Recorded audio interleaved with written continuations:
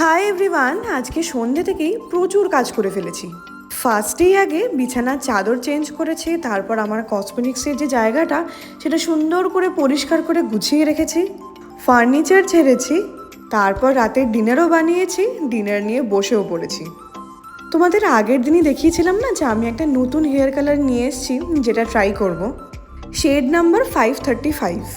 তো যেহেতু ছুটি ছিল ভাবলাম একবার ট্রাই করেই ফেলি। আসলে আমার হেয়ার কালারটা আস্তে আস্তে ফেড হয়ে যাচ্ছিল, তাই জন্য ভাবলাম একবার এটাই না হয় ট্রাই করে দেখি। আর এবার যেটা আনিয়েছি ওটা বেশ ন্যাচারালি মনে হলো আমার।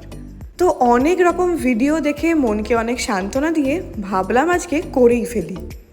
এই মিক্সিং বোলটা আসলে আমি আগের বার হেয়ার কালারের সময় নিয়ে এসেছিলাম, কিন্তু এত লেটে ডেলিভারি হয়েছিল আমার আর ইউজ করা হয়নি। বাট এটা এবারে দেখলাম বেশ কাজের। এই আমি মাথায় লাগিয়ে ফেলেছি, আধ ঘন্টা রেখে ধুয়ে ফেলবো। আর এই যে কন্ডিশনারটা এত ভালো, আমি তো পরেও যখন শ্যাম্পু করি এটা ইউজ করি। বেরিয়েই দেখি চারদিকে ধুলোয় ধুলো, এখানে যে কি পরিমাণ ধুলোর ঝড় ওঠে।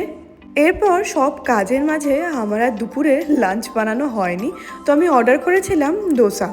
বিকালবেলা যখন ঘুম থেকে উঠলাম অয়ন আমাকে সারপ্রাইজ দিল যে আমার জন্য মোমো অর্ডার করেছে। তো বিশাল আয়োজন করেই মোমো নিয়ে বসলাম। যেহেতু দুপুরবেলা আমি লাঞ্চে কিছু বানাইনি, তাই ভাবলাম রাতের ডিনারে ডিমের তরকারিটা একটু বেশি করেই বানিয়ে রাখবো। এই বেলা তো আমার হয়েই যাবে, ইভেন কালকেও হয়ে যাবে। ছুটির পরের দিনই অফিসে খুব চাপ থাকে, আর বাড়ি এসে এনার্জি পাই না। রান্নাটা একটু করা থাকলে হেসে গরম গরম ভাত দিয়ে খাওয়া হয়ে যায়। আর সেদিনকে কিন্তু ডিমের তরকারিটা খুবই ভালো হয়েছিল।